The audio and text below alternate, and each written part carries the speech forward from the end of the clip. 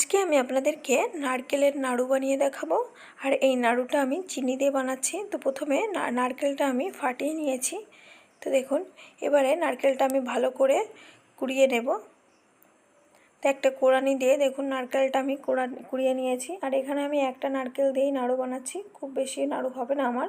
তো দেখুন, এবারে একটা এলাচ নিয়ে নিয়েছি, তার থেকে ভিতরের বীজগুলো বের করে একটা হামানদিস্তা দিয়ে একটা গুঁড়ো বানিয়ে নেব গোলমরিচের।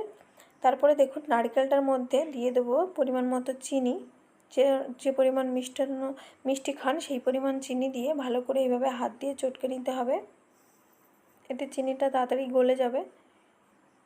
তারপরে দেখুন একটা কড়াইতে দিয়ে দিয়েছি, আর এখানে একটা ননস্টিকের কড়াইতে দিচ্ছি, এতে নাড়ুতে লেগে যাওয়ার চান্স থাকে না। তো দেখুন এইভাবে কন্টিনিউয়াস নাড়িয়ে যেতে হবে যতক্ষণ না ঠিকঠাক করে নাড়ুতে পাক আসার টাইম হচ্ছে।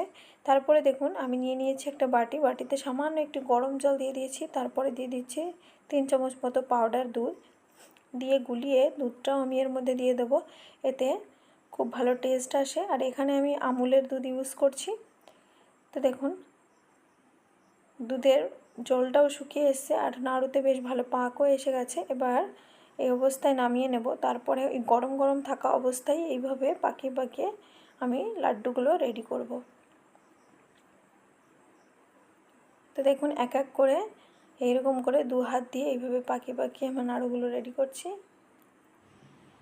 তো রেডি আমার নারকেল নাড়ু।